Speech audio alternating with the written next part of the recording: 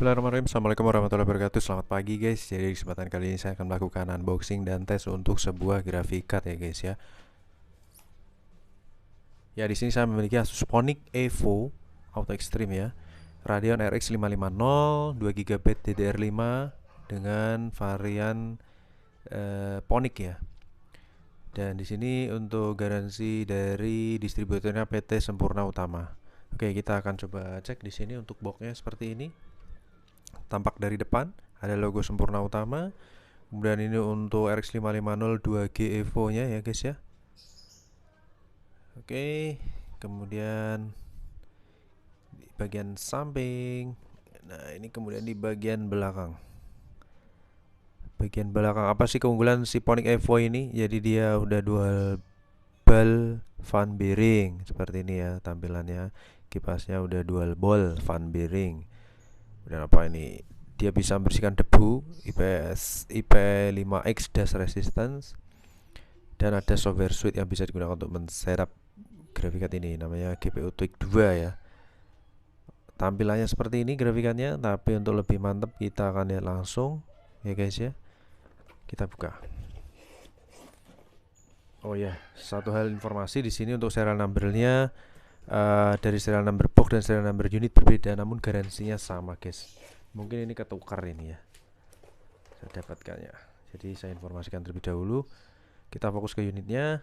Untuk kelengkapannya ada static bag, kemudian apa ini, ada tali seperti ini, strap dari Ares ya, karena Ares itu dari Asus, thank you card, dan juga ada speed setup dari Asus. Oke, kita pisahkan terlebih dahulu di sini. Untuk saat ini kita fokus ke unitnya. Kita keluarkan dari singgah sananya. Oke. Jadi unitnya ini masih kinyis-kinyis ya guys, seperti baru banget. Oke. Mantap jiwa dari Asus, in search of incredible ya. Jadi ini single fan Asus Ponic, kemudian PCI Express-nya tampil di sini, mulus ya. Dia kalau nggak salah, kalau yang 128 bit udah bisa 16 kali, tapi biasanya 8 kali, tapi nanti kita akan cross check secara langsung.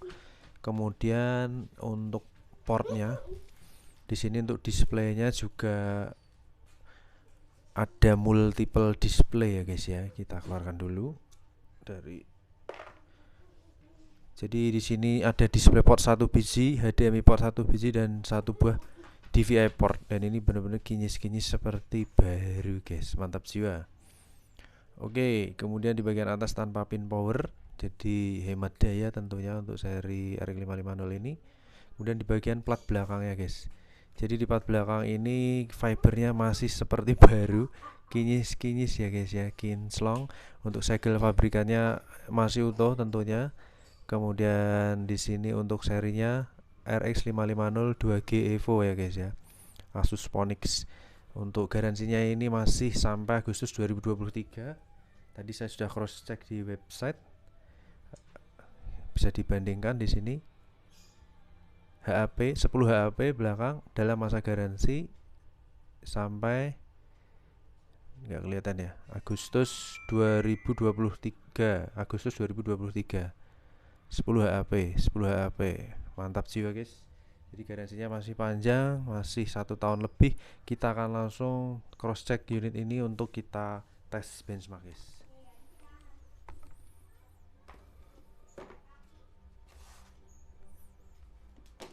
Kita paskan dulu.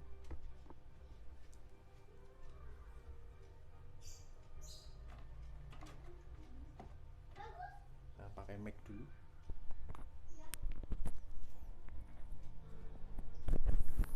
Oke, jadi kita pasang di PC. Pastikan tegak lurus ya.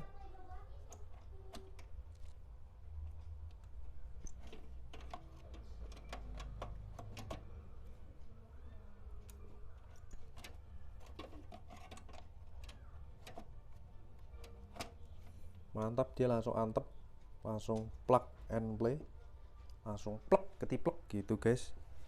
Kita pakai port HDMI tentunya. Kemudian kita colok power. Oke guys, jadi kita akan nyalakan powernya. Di sini saya supply dengan PSU Coger CMX 700 watt 80 plus bronze ya. Kita akan tambah pencahayaan biar lebih cetar. Oke, kita akan nyalakan. Bismillahirrahmanirrahim. Oke, mantul jiwel. Mulus ya, kinyis-kinyis. Display sudah tampil, kita ke display.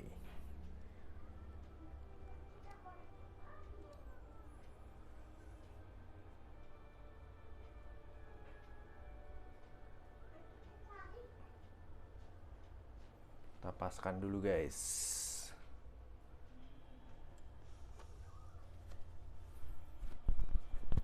Oke, saya tes per 29 April hari Jumat jam 7.24 pagi. Kita masuk ke sistem. Di sini driver sudah terdeteksi karena sebelumnya saya sudah tes dan sudah terdeteksi ya. Kita tunggu startup dulu.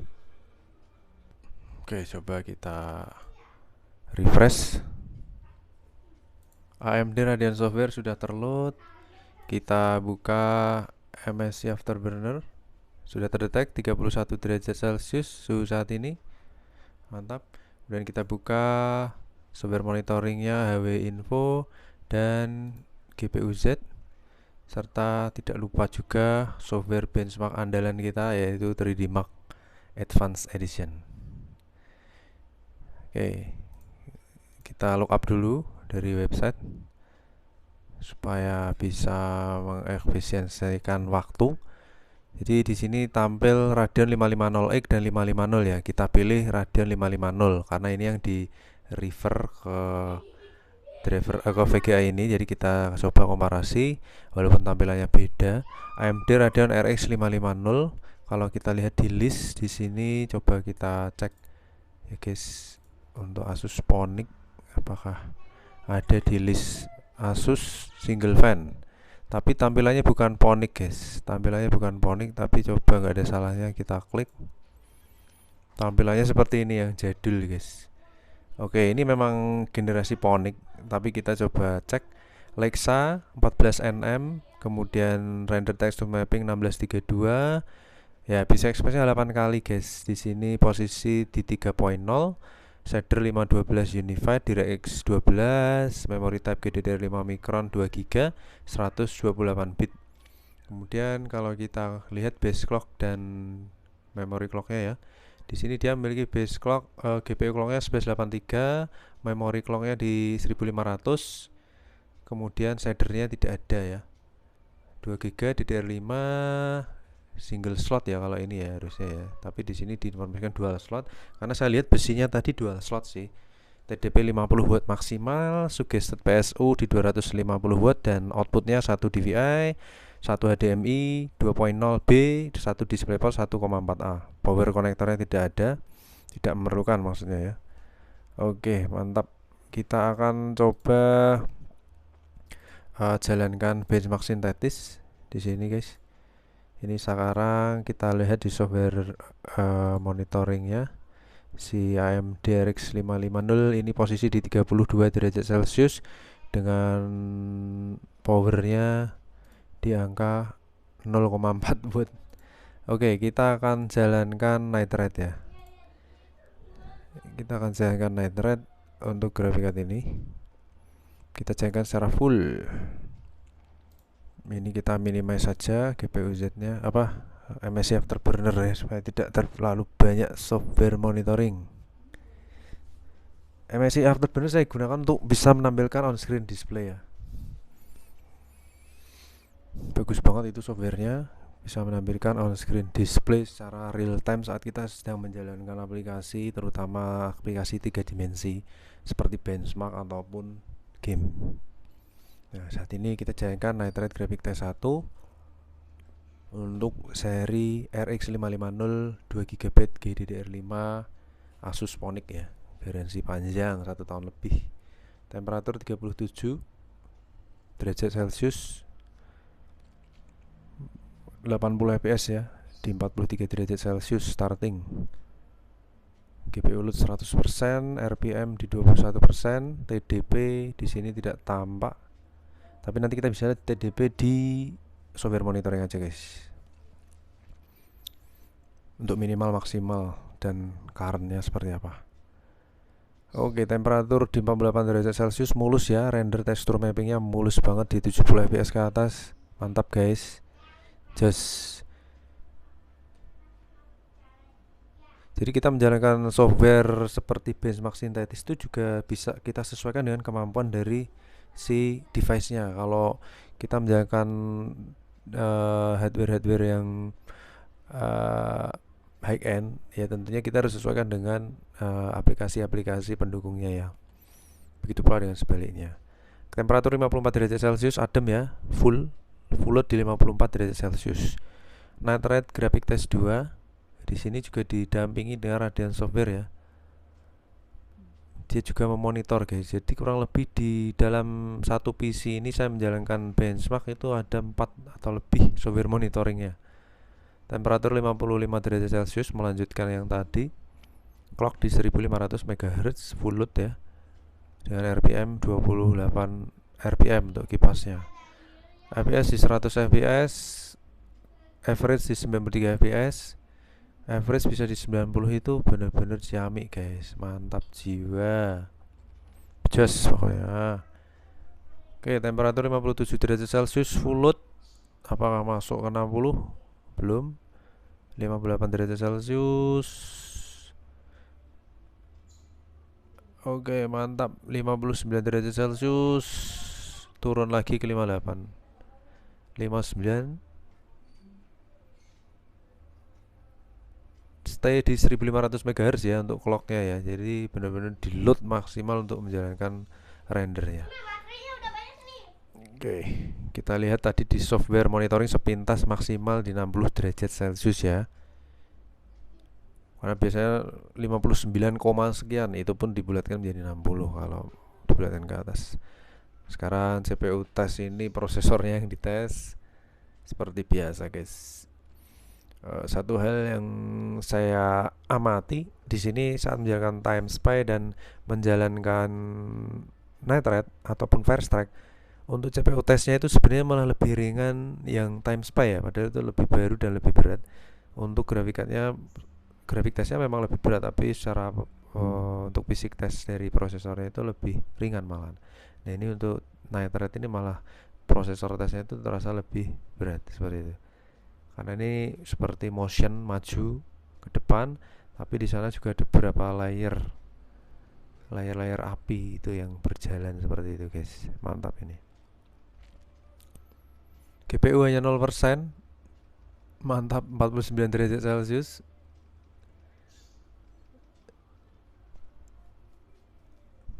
GPU di sini membackup ya saat prosesor yang digunakan untuk rendering. Seperti dalam hal Premiere Pro itu bisa memilih render menggunakan prosesor ataupun GPU. Nah saat menggunakan prosesor, teman-teman pilih menggunakan prosesor ya, di situ GPU juga memberikan backup sebenarnya secara tidak langsung. Walaupun secara sepenuhnya itu menggunakan prosesor. Oke, 48 derajat Celcius suhu terakhir benchmark. Kita coba lihat di sini untuk hasilnya, resultnya. Please wait loading result. Oke, jadi graphic score di 18.000, CPU score di 5.000, night rate score-nya 13.279, average-nya di 13.638. Jadi masih berada di kisaran angka rata-rata ya, graphic card RX 550. Jadi bagus, oke. Kemudian graphic test 1 mencapai 53 derajat Celcius, graphic test 2 mencapai 59 derajat Celcius.